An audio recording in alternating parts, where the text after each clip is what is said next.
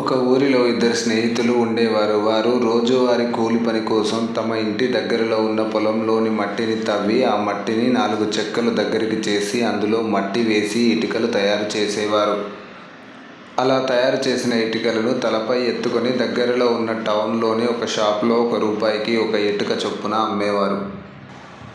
ఇలాగే ఇటుకలు తయారు చేసి అమ్మగా వచ్చిన డబ్బుతో మొదటి వ్యక్తి కొంత డబ్బును దాచిపెట్టుకునేవాడు. మరికొంత డబ్బును తనకు నచ్చినవి తినడానికి ఖర్చు చేసేవాడు. కానీ రెండవ అతను ఇటుకలు అమ్మగా వచ్చిన డబ్బుతో ఇటుకలు తయారు చేయడానికి ఒక ఇనుప బాక్సును కొన్నాడు.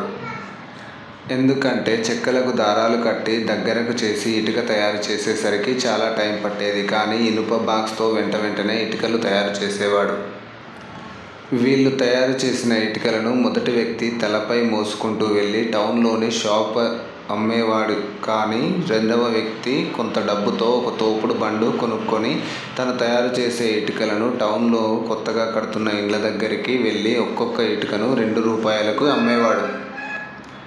ఇలా వీరు ఇద్దరూ ఒకే పని చేసేవారు. కానీ మొదటి వ్యక్తి సంపాదించిన డబ్బును దాచిపెట్టాడు. కానీ రెండవ వ్యక్తి తాను సంపాదించిన డబ్బును రెట్టింపు చేయడానికి ప్రయత్నించాడు. చాలా బాగా సక్సెస్ అయ్యాడు. చాలా డబ్బును సంపాదించి ధనవంతుడు అయ్యాడు. కాబట్టి మనం ఏ పని చేసినా అందులో మనం కష్టపడి పని చేస్తాం. అదే విధంగా అందులో ఎదుగుదల గురించి కూడా కష్టపడి పని చేయాలి. అప్పుడే తొందరగా సక్సెస్ అవ్వగలం అని రెండవ వ్యక్తి నిరూపించాడు. ఇలాంటి మరెన్నో వీడియోస్ కోసం వెంటనే మన ఛానల్ని సబ్స్క్రైబ్ చేసుకొని నాకు సపోర్ట్ చేయండి. Thank you.